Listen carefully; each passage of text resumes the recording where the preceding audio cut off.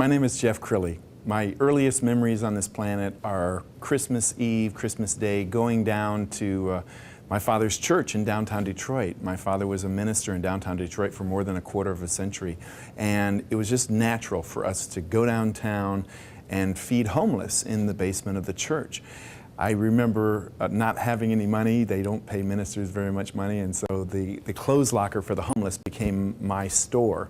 My father, when I would start to grow, he'd say, "Come on down to the store." He'd open up the doors and he'd say, "Go shopping." And I didn't know any better, and so I thought I was clothed in the best of the best. By high school, I came to realize that my clothes were not the best.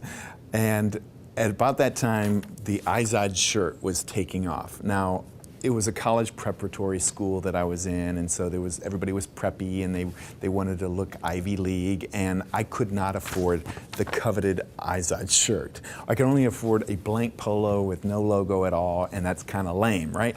So I figured out an ingenious idea. On the socks, the Izod sock, they had a little alligator, not as big as this one, but a little alligator, and I figured I could buy the socks for like 10 bucks, cut the Izod alligator off the sock, and put it right there on my, on my polo. I don't know how I thought I'd get away with this because it's not embedded in the shirt, it's kind of laying on top of the shirt. But I was feeling good, I was feeling preppy. I'm walking down the hall, and this upperclassman, a senior, walks by, and he says, "Hey, Frosh, hold on for a second." And he grabs me and he looks down and he examines the alligator a little bit, and he reaches over and he pulls it off. And I was so embarrassed. And then he reached down and he picked up my pant leg, and there's the hole in the sock. Now, my dad did not tell me to do that, honestly. If I'd come to him for advice, I'm sure he would tell me, "No, son, that's a bad idea. We'll buy an Izod shirt." But I didn't, and that's what happens.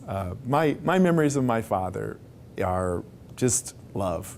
I mean, he embodies love to me. I can't even think of him without a smile on his face, or talking to somebody, or listening to someone. And the homeless movement is deep in my soul. And so when the Soup Man started playing Rocky, and I thought to myself, my dad introduced me to Rocky in 1976, and that was kind of a theme song for me, that this must be a God thing. There's a reason David's in my life. There's a reason my father introduced me to Rocky and the homeless movement, and I just need to put these two together. So I am so pleased that David and my father are in the same room.